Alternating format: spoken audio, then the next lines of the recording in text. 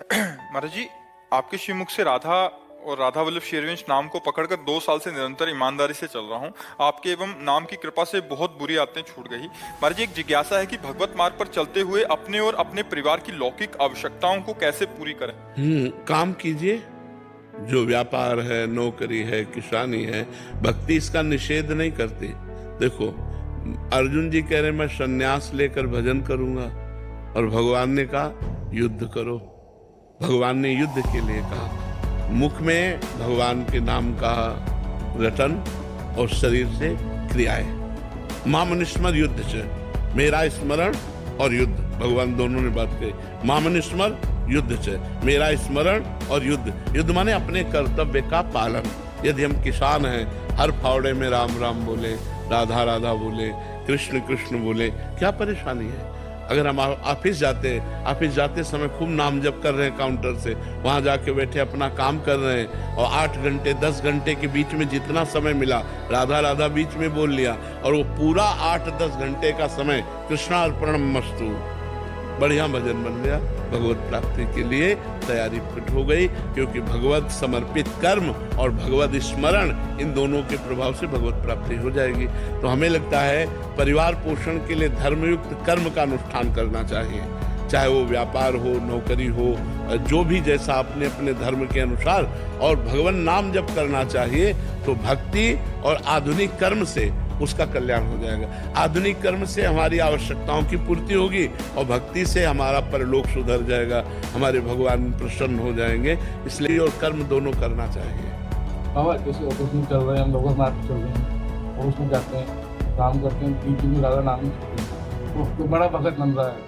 नहीं, ये तो देखो, दूसरे उपहास करें इस पर हम ध्यान न दें। दूसरा क्या कहता है ये अगर हम ध्यान देंगे तो हम परेशान हो जाएंगे।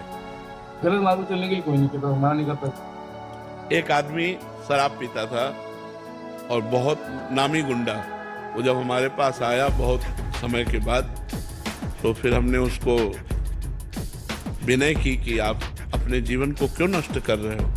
तो उसने कहा आज से शपथ खाता हूँ मैं ये सब कार्य बंद कर दिए। 6 महीने हुए, फिर आया।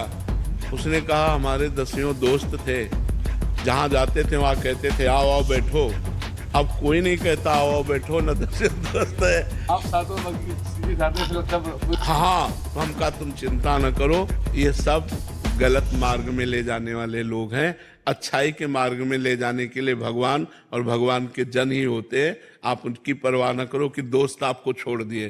तो संसार आपको कुछ भी कहे, मान लो एक आए थे तो उन्होंने कहा कि लोग हमें कहते हैं बहुत गलत करते रहे हो, अब कंठी माला धारण कर लिए, तो बोले बड़ा दुख होता है। हम कहा ऐसी बातें हमको हंसी में टाल देनी चाहिए। हम सच्चे मार्ग में चल रहे, अब हमारा कोई उपहास करे या हमारी निंदा करे, हमें इस पर नहीं देखना चाहिए। टारगेट करते हैं बाबा। अब हम तुम्हें क्या बताएं, हमने एक घोड़े वाली बात बताई थी, सुना है?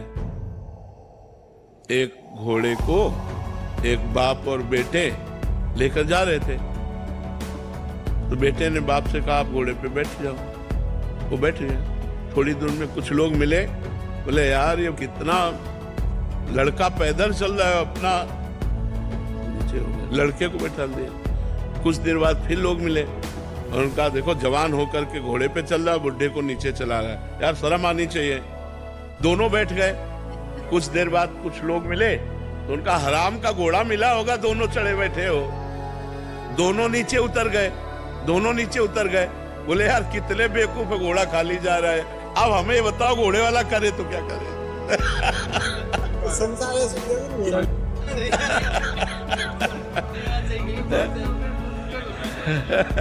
इसलिए हम लोगों की बात ना सुने। हमारे सतमार्ग में जो हमारी रुचि हुई है, ये अनंत जन्मों के पुण्यों के बाद हुई है। हमें सतमार्ग में चलना चाहिए।